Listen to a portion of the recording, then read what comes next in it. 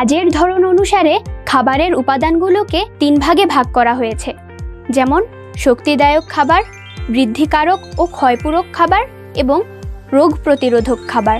প্রতিবেলায় নিয়ম করে আমাদের এই খাবারগুলো খেতে হবে। সকালের খাবারে শক্তিদায়ক খাবার হিসেবে আমরা 2-3টি রুটি বা পরোটা অথবা 1 বাটি ভাত খেতে পারি।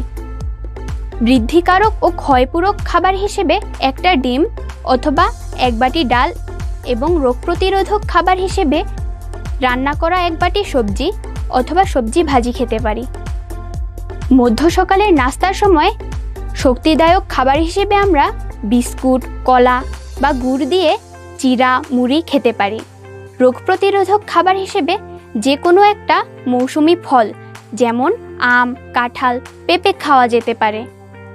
দুপুরের খাবারে শক্তিদায়ক খাবার হিসেবে আমরা 2-3 বাটি ভাত খাবো। বৃদ্ধিকারক ও ক্ষয়পূরক খাবার হিসেবে 1 বাটি ঘন ডাল এবং 1 টুকরা মাছ বা মাংস খেতে পারি। রোগ প্রতিরোধক খাবার হিসেবে 1 বাটি শাক অথবা সবজি খাওয়া যেতে পারে। বিকেলের নাস্তায় বৃদ্ধিকারক ও ক্ষয়পূরক খাবার হিসেবে 1 গ্লাস দুধ বা দুধ দিয়ে তৈরি পায়েস, সেমাই, দই, পিঠা অথবা ডাল, ডিম দিয়ে তৈরি নাস্তাও খেতে পারি। এবং রোগ প্রতিরোধক খাবার হিসেবে যে কোনো একটা মৌসুমি ফল খেলে ভালো হয়। রাতের খাবারে শক্তিদায়ক খাবার হিসেবে 2-3 বাটি ভাত অথবা রুটির সাথে বৃদ্ধিকারক ও ক্ষয়পূরক খাবার হিসেবে 1 বাটি ঘন ডাল, মাছ, মাংস খেতে পারি।